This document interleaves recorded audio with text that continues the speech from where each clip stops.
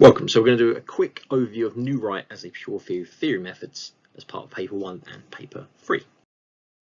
So new right as a theory, what we need to know is obviously they are political. They are linked with the Conservative Party, and as such they're going to be more traditional in their values. They're going to like meritocracy, traditional family values, traditional educational curriculums. There's also elements that are patriarchal and pro-capitalism.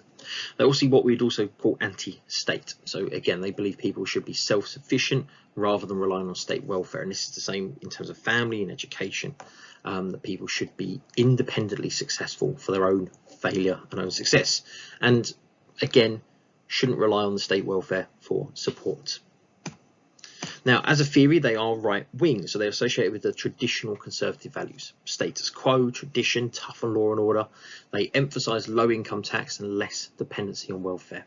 Obviously there is an emphasis on the role of the individual, as I mentioned, with the anti-state approach, and obviously we need to remember that four-letter word that everyone associates with the Conservatives, that C word that we will use, which is cuts, because austerity is a big element of the new right approach. Obviously we've been living in a big period of austerity.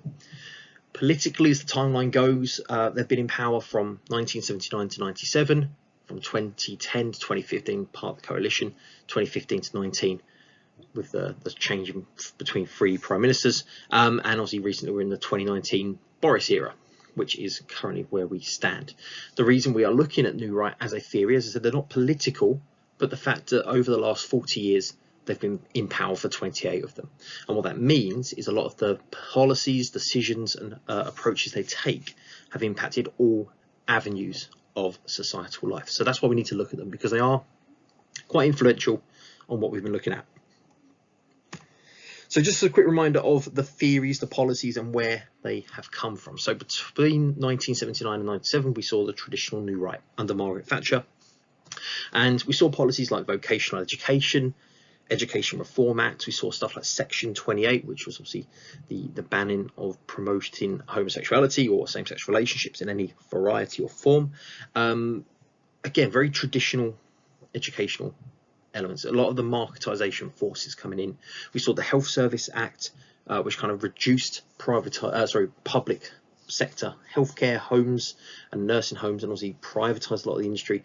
And we saw Child Support Agency, which again impacted family life by kind of making fathers responsible for paying for their children. One of the things that's important is obviously this period of time, the new right in the UK was very closely aligned with the right in America. So obviously Reagan era, and obviously that's going to link in with some of the Christian right values we'll see later. Between 2010 and current policy or politics, we can see, as I said, we have the Conservatives and variations of form of coalition, the Brexit kind of palaver, Theresa May stepping in, and then Boris as he stands. Key policies for education there and for family life. Ultimately, all of them either reinforce traditional values, whether it was education or family life. It removed social welfare, particularly EMA, Sure Start, Aim Higher, tuition fees being put up, and it promoted traditional family values like married couples tax breaks. In terms of family life, as I mentioned, Murray was a key advisor to Margaret Thatcher. Traditional nuclear family was the key. They didn't like single parent families. They saw them as dysfunctional, harmful. There was a dependency culture and a reliance on the over-generous state welfare. Particularly, I think Murray referred to the sort of the working class or the single parent families, the underclass, sorry, as moral decay or rot on society. Dennis and Erdos kind of followed this up in '92 with the growth of single parent families and their view that this led to decline in positive role models from young men. So we saw this growth of irresponsible, anti-social, juvenile delinquent males, all because of the growth of single parent families. So fatherless families are their key study. Education, Chubb and Moe were the key thinkers here. So ultimately they said that market forces were most important, private schools were more effective than state schools, and it was all because of the paying customer mentality. They brought in consumer choice, so parentocracy, marketisation, obviously linked in with the Education Reform Act of 1988. So again, lots of the changes we sort of saw in education under the new right.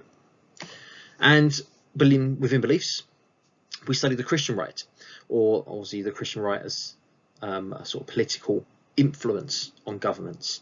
So particularly televangelism and Christian conservatives have a bit more of power to influence political figures. So as I say, we know televangelists in the most, well, when Donald Trump was elected, televangelists were quite influential in him gaining his power. So with this in mind, obviously, not pure traditional new right thinkers, but obviously the religious equivalent of the new right. As I said, overall, we've seen the new right a lot in everything we've done. They will pop up again in crime. As a pure theory, there isn't really much for them to say other than the stuff we've already covered, because as I said, it's not a theory on how society works, it's a political ideology that has influenced society. So we can look at what they've done and how they view society rather than the way they think society works and how it's put together, because again, they have the power to make change, which separates them from other sociological theories which can comment on society but don't always have the power to make the changes that they would like. And there we have it, so an overview of the new right as a pure theory. Thanks for watching.